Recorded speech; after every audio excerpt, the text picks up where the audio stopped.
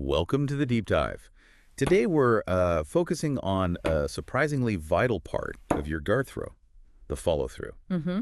You shared some great material highlighting how, optimizing this final motion can really boost your accuracy. It really can. Our goal today is unpack what makes a good follow through, its key parts, and why it actually matters for anyone wanting to throw better darts. We'll even touch on the mechanics behind it. Exactly. Yeah, most of the focus tends to be on the swing and the release, right? Good. But the follow through is kind of the crucial encore. Encore, I like that. Think of it like the end of a whip crack, it dictates where that energy ultimately goes. Okay. And even though a dart isn't traveling at like bullet speed, a smooth finish is really key for consistent accuracy. Okay, so your sources mentioned this idea of a kinetic chain. How does our follow-through play into that? Well, what's fascinating is how the follow through allows for a controlled slowdown. All that energy that starts in your stance and flows through your body. Even in darts, stopping abruptly can really throw things off. So a good follow through is like a smooth landing for that wave of motion, keeping your dart hopefully on target. Right, makes sense. Okay, let's get specific then. What are the absolute must-knows for an effective follow-through? Let's start with the arm extension. Okay, arm extension. Think of it as the rudder of a ship, sort of guiding the dart true after the initial push. Mm-hmm.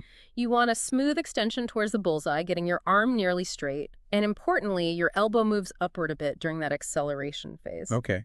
The big mistake people make is stopping short or, tensing up right at the end. Yeah, I can picture that. Imagine your fingertips pointing exactly where you want the dart to land. There's actually a comparison in the material to, like, the barrel of a gun guiding the projectile. A consistent extension helps keep you on that line. That's a great image. Now, what about the wrist? It seems so subtle. It is subtle, but vital. Your wrist should basically be relaxed during the follow-through, just letting your hand naturally continue the arm's motion. Relaxed.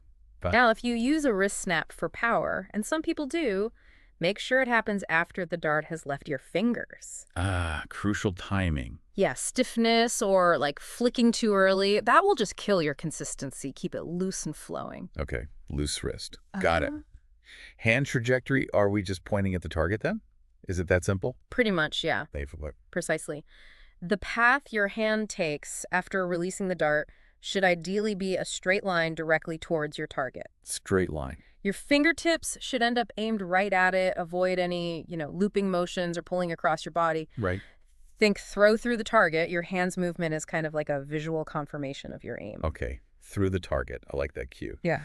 Moving up the body then, how do our shoulders and torso factor into this whole thing? Well, if we look at the bigger picture, your shoulders and torso provide the stable platform for your arm to actually do its work, right? Okay, the base. Yeah, exactly. Keep your shoulders level and allow for just a slight forward rotation of your torso as you throw.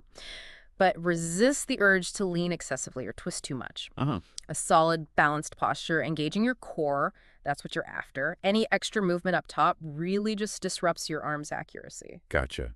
Stability is key. Yeah. And what about keeping our eye on the prize? Head and eye stability. Oh, yeah, super important. There's this concept called the quiet eye.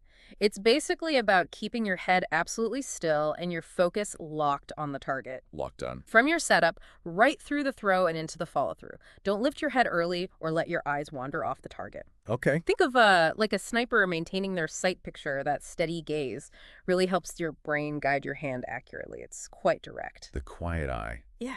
Interesting. Finally, what's the deal with our balance after the throw?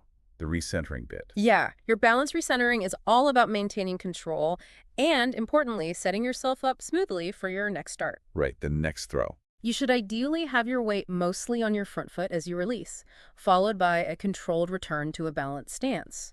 Avoid, wild lunging forward or lifting your back foot erratically off the ground. Yeah, keeping it smooth. Exactly. A controlled finish shows good body awareness, and that's just key for a repeatable throw, isn't it? Definitely. So to sum up then, a good follow-through isn't just one thing. It's a combination of that smooth arm extension, a relaxed wrist, your hand tracking the target, a stable upper body, those focused eyes, and finally, a controlled return to balance. That's it. It all adds up to better accuracy and, crucially, consistency. Right. By paying attention to your follow-through, you're not just, like, throwing darts randomly. Right. You're building the foundation for a much more consistent and controlled game. It's really about being intentional from start to finish. Absolutely. And this brings up a final thought for our listeners. Hmm. In your next game, or even just practice, what if you focused almost solely on perfecting your follow-through on each and every throw? Could that shift in focus, away from just the score and onto the process itself, actually lead to better results? And maybe even, a new appreciation for the nuances of your game. Something to ponder. Definitely something to ponder. We'll leave it Yeah. there for this deep dive.